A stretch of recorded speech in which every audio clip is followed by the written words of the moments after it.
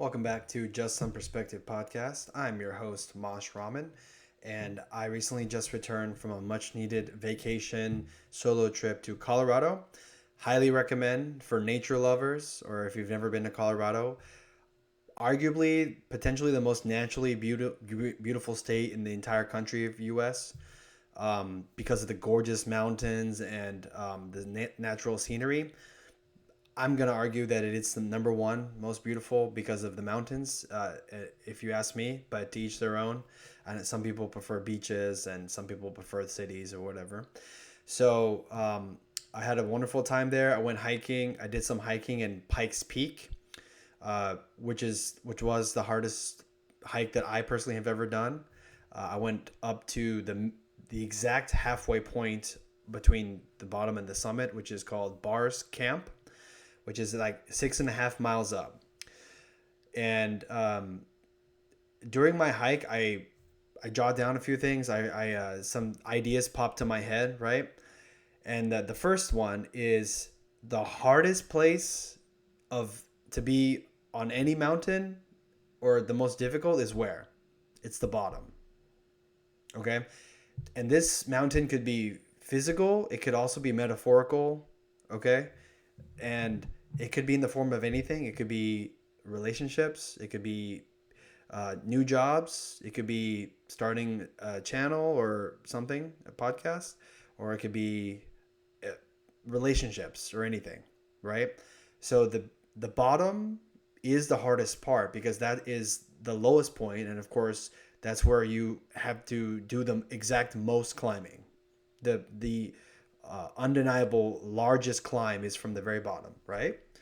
So yeah, that's the hardest part, and most people are not going to climb mountains that they don't believe they can climb, or they think it's too high or too difficult or whatever. So you're already ahead of most people just by beginning to climb any mountain, but especially this one, Pikes Peak. And mountains could be metaphorical for anything difficult in life, right?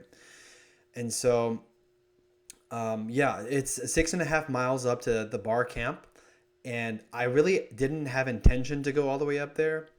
But then I thought, okay, after a first couple thousand feet up, that's where it's most crowded, and most hikers were going up and down, mostly down when I was going up, and I was honestly the most annoyed at this point because you have to make way, and they're coming down really quickly, and obviously when your mountain is decline, you're going down with gravity, so you're literally going descending like in half the time, right? um, and you have to make way for people coming, and I was actually just looking forward to like the solitude of the mountain and the path and the beautiful natural views of Colorado, and it's stunning, by the way. And once I got to a certain point and there's almost no one there, I was thinking, okay, I just simply continue, and if I don't stop, eventually I'll get to this halfway mark, right? This actual point. So then I thought, let me make it a goal, right? Of course, consistency, it leads you to closer to your goal more than anything, right? And I just kept going, and it was painful, and I was carrying a big backpack with a lot of gear and snacks and water and stuff. And yeah, climbing up that mountain was definitely difficult, but luckily I came prepared. I was in full hiking gear, ready for cooler temps and a little bit of rainy weather. We got a little bit of rain as I got closer up there. That was kind of nice. I had uh, I had my devices, I had my all my things, and I had podcasts and things to listen to, music and so forth. So I was good to go, and yeah, the closer you get to the destination, the more difficult it becomes. I think that's true in many cases. And also, the greater the difficulty, the more rewarding it is when you get to your mountaintop, figuratively and literally, right? And I was jotting these things down. I think life is climbing mountains, right? School, job, family, relationships. they're basically one mountains of after another, and as long as you continue consistently going right towards your mountaintop, you'll eventually get there, whatever that means, right? Um, and the most successful people, they just simply keep climbing no matter how difficult it gets. Like that, you don't give up. As long as you keep going, you eventually will get there, right? Barring any sort of like major catastrophe or things out of your control, right? Things that can go wrong. And yeah, and by the way, when you go hiking, people think that it comes down to a few steps that are important. Every single step was important on your hike because it only just takes one wrong step for you to have a really bad day. Okay, there's loose rocks on the trail. There's really narrow gaps on trails. Okay, really narrow gaps, really loose footing, and it just takes one wrong step. And by the way, when you're going down, there are people actually jogging down this very high, steep slope of a mountain, and I was like shocked. I was like, it's so easy to just slip and hurt yourself, bones and ankles and so forth. The risk is too high to me for the reward of getting down really quickly and getting your cardio up. But when you are going down, the your inclination is to go faster because you're going downhill, right? So you're with the momentum. You're going down with the momentum. And I was also remembering science from freaking middle school. It's that difference between potential energy and kinetic energy or something. And so potential energy is when you're when you're about at the top of your apex of your hill or your mountain, and then going down is kinetic energy or something. Or it could be something different form, but you see my point. So going down, you tend to want to go faster, right? But of course, if you go too fast, you're going to run the risk of falling or hurting yourself, or worse. We know what the worst could be. And so keeping a good healthy pace is important, and also stopping to enjoy the view. Obviously, it's not just for the pure hiking and doing all the steps and everything, and all the calories you're burning, which I did burn a shit ton of calories and did a shit ton of steps. My body was paying for it the next day, and as you get older, man, that is the least fun thing, but it is what it is.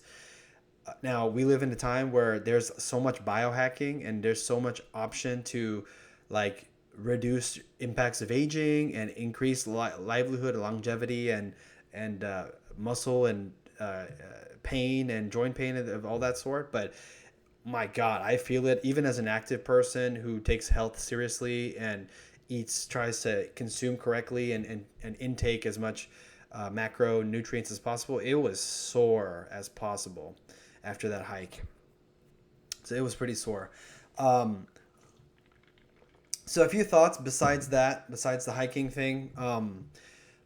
It was, yeah, when you put your body through a huge toll physically, you're going to pay the effects the next day or two. It's just going to happen. We all know that, right?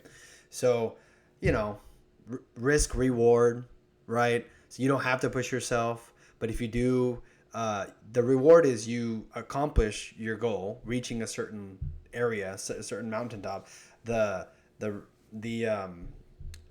effect of that, the byproduct, is you're gonna deal with a lot of pain and soreness, right? But I mean, basically, in other words, there's no success without pain or sacrifice. Literally, that's the definition right there in the form of hiking, right? So yeah, it took me all day to do that. It was really fun and peaceful by myself with my podcast and all that stuff. And of course, hikers passing by, asking questions, saying hello, all those things. There's some pretty women out there too. Unfortunately, they're going the other way.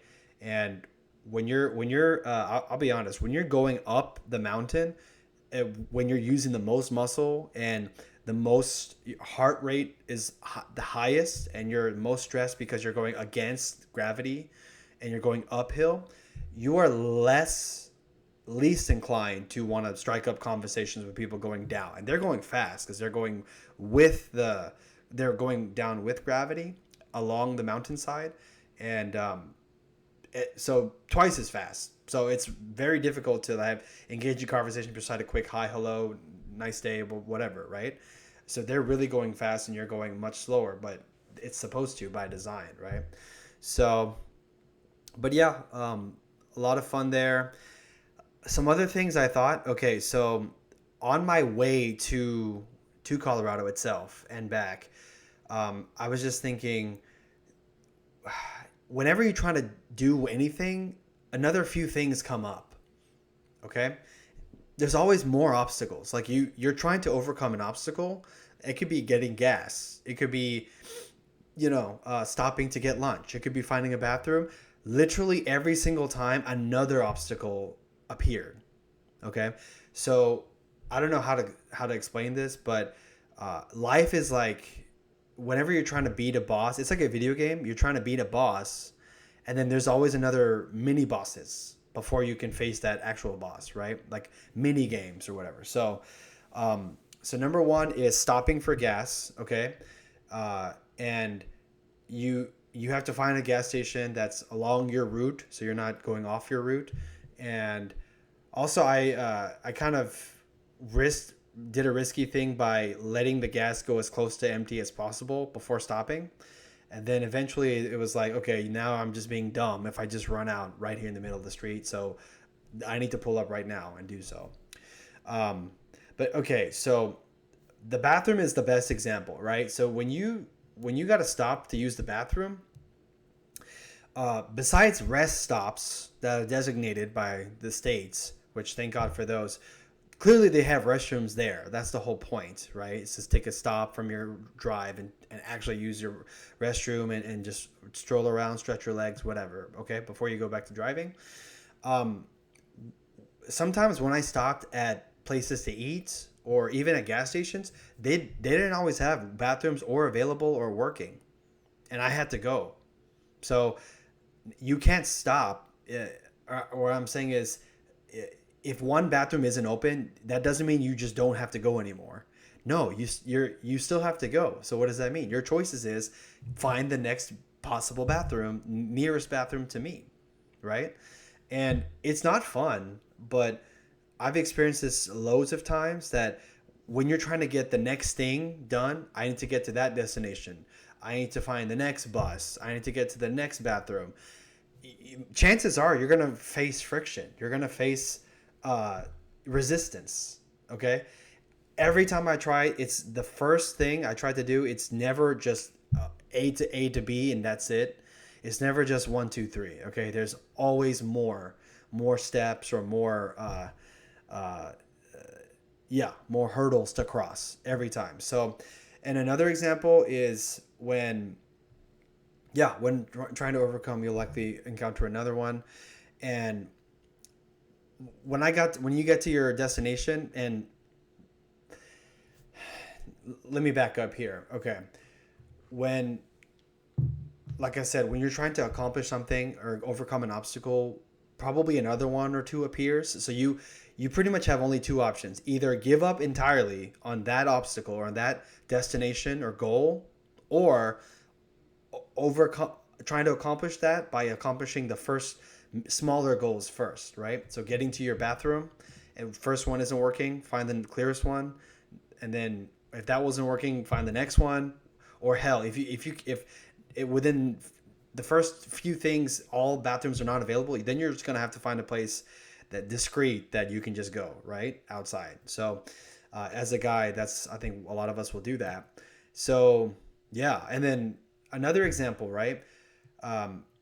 When I get to my hotel after all day driving and very tired and very hungry, right? My plan is to get there, unpack and quick shower, chill, and then order food delivery. Of course, food delivery takes a while, 30, 40 minutes plus, depending, okay? So you're waiting for it. Then when he gets there, your driver may not even speak English, okay? That's fine. But you're trying to meet this person where there's no confusion. So like there is sometimes confusion on where the exact destination is, where you are in relation to the driver. So there's that. And then I get my food, and guess what? There are no utensils. And this is on top of having been driving all day, okay? Super tired, and hundreds of miles of road have been driven that day, and a lot of exhaustion and lack of sleep or whatever. So I've noticed that's life, okay? Something's going to happen. There is no point in expecting perfection, okay? Whenever you order food, expect some resistance with your driver, your delivery, or the food itself. When you try to find a bathroom, you can expect resistance with, like, it's not every single place will have one or accessible or whatever or working, okay? When you try to order or when you try to get somewhere, there's going to be lanes blocked, okay, or traffic delays. It's going to happen. So every goal, every obstacle, every mountain, you will find resistance. There's just no way around it. If the goal is important enough, using a bathroom, I would say, getting your food, then you pretty much have no choice but to get through those obstacles. So, yeah, I keep facing this over and over. So it has to be universal truth, right? So, yeah, but other than that, it was phenomenal, and the scenery is incredible. The weather on Sunday was heavenly. Oh, and before I forget, the absolute best showers in my life was by far after the long drives and after the big hikes. By far.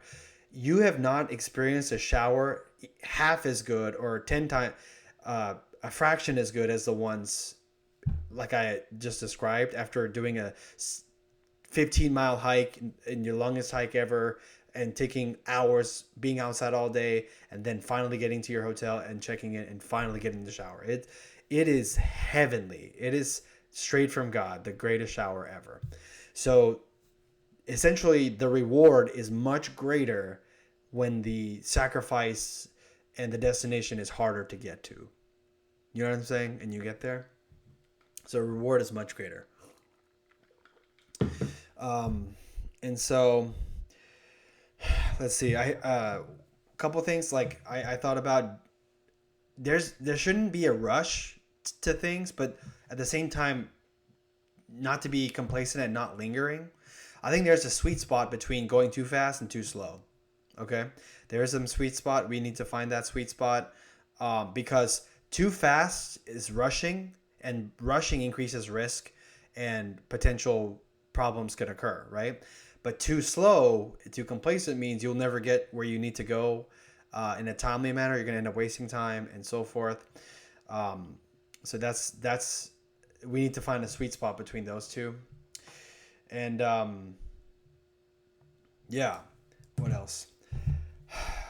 I'm not driving again to Colorado from Texas by myself. It is way too long, and my body can't take it. Sitting down for too long is too difficult now, so I'm gonna have to just fly from now on and just say forget it. My time is more important. I mentioned this before, if you have the option between saving time and saving your money, go with saving time, because there's always saving money tomorrow, and there's always money coming back tomorrow, but you can't get your time back. Had a great time with a buddy of mine who was going through the area, and we ended up spending all day together, getting food, going on hikes, catching a movie back in the hotel, and then exploring like the Boulder area. Boulder, Colorado is gorgeous, especially on a beautiful Sunday where it's super sunny. So that was nice. And let's see, very friendly people, everyone's dressed like it's cold weather. I didn't feel too cold, but it was nice hoodie season. It was nice. And yeah, the mountain driving is phenomenal, especially Rocky Mountain National Park area. I would highly recommend a 4x4, a car that has all-wheel drive at least. Driving up and down there, because it's super hilly and super mountainy. So I would definitely recommend that if you're driving there, SUV or something. But the mountains are breathtaking. Okay, Rocky Mountain National Park. It's hard to not, as you're driving, it's hard to not look at them and like get lost in the awe and beauty of it without like paying it before. You have to pay attention to the road and not obviously misdrive, have a problem with the driving. So Yeah, had a great time, and thank God I made it back. It was the most difficult drive, I would say, because of the my body can't handle sitting down too long anymore. So uh, back pain, joint pain, it was tough. And last thing, that reminds me, highway driving is not difficult. I should say it's not. It's very simple. It's not difficult mentally speaking, but it's so annoying. Holy shit. I wish there could be a semi truck only highway and no more semi trucks or big trucks on the road ever again. That would be heaven. That would be amazing because my God, I'm so sick of passing by those trucks and just going from right lane to left lane back to right lane, just not over and over and over. And then I was noticing, yeah, like there's gonna be dumb people. There's gonna be people who don't know how to drive or not following the rules. They're gonna block both lanes, and now you're stuck and you can't pass, right? So you have no choice but to be behind the car in front of you. So yeah, sometimes you cannot go fast because people are blocking, and sometimes it's better to just cruise and go at a certain pace. I would rather cruise at a slower speed than go fast but also be in traffic with other vehicles. Then it's no point to go fast because everyone's going same speed now. So I'd rather be in my own speed, personally speaking, um, because uh, you're still going towards your destination at a certain speed. So as long as you continue, you're gonna get there eventually, right? Now, if you're going too slow, it's gonna take you longer to get there. If you're going too fast, you risk either accident or speeding ticket or whatever, right?